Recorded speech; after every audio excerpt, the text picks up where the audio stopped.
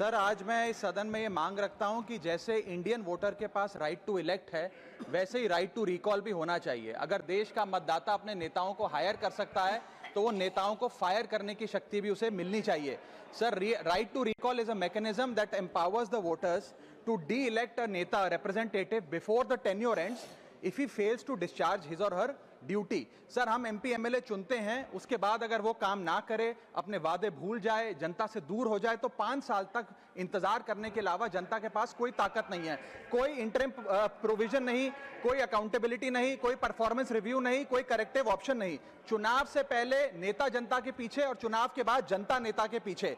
और सर, 5 साल is too long a period in this day and age. अगर एक गलत फैसला गलत नेता को चुनने का लिया तो लाखों लोगों का भविष्य अंधकार में जाता है और पूरा क्षेत्र पीछे जाता है। Sir, we can trust our voters to elect. हमें अपने मतदाता पे विश्वास करना चाहिए कि वो अपनी गलती बदल भी सके राइट टू रिकॉल की ताकत से। Sir, let me clarify that right to recall is not a weapon against politicians. It is an insurance policy for democracy. और भारत के संविधान में जब आप राष्ट्रपति को इंपीच कर सकते हैं टेन्योर के दौरान, उपराष्ट्रपति को हटाने का प्रावधान है, जजों को इंपीच करने के लिए प्रोसेस लेट डाउन है, यहां तक कि रूलिंग गवर्नमेंट के खिलाफ नो कॉन्फिडेंस मोशन लाकर आप सरकार बर्खास्त कर सकते हैं। तो एमपी एमएलए अगर आपका नॉन परफॉर्मिंग है तो उसको हटाने के लिए क्यों नहीं राइट टू रिकॉल मतदाता को देना चाहिए।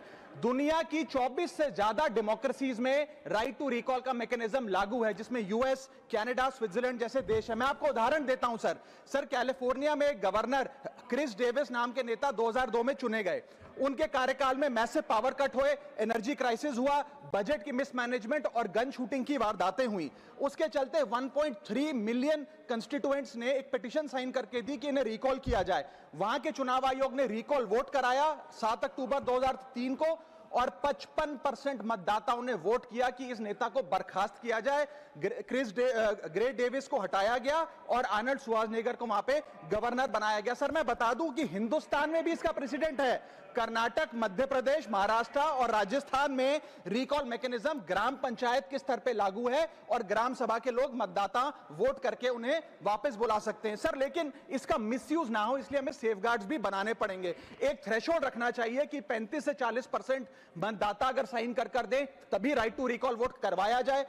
नेता को 18 महीने के लिए परफॉर्मेंस पीरियड देना चाहिए, कूलिंग ऑफ पीरियड, जिसमें उसे ना हटाया जाए। स्पेसिफिक ग्राउंड्स फॉर रिमूवल होने चाहिए ताकि फ्रिवलेस ग्राउंड्स ना हो और रिकॉल कम से कम 50% वोटों के बाद हो। ऐसा होगा तो पार्टियां भी ऐसे लोगों को टिकटें देंगी जो परफॉर्मर्स हो, ना कि नॉन परफॉर्मिंग एसेट, और भारत की डेमोक्रेसी मैच्योर होगी, सिटीजन एम्पावरमेंट बढ़ेगा and recall will give the voter the power to fix that right now, sir. R. Girirajan ji.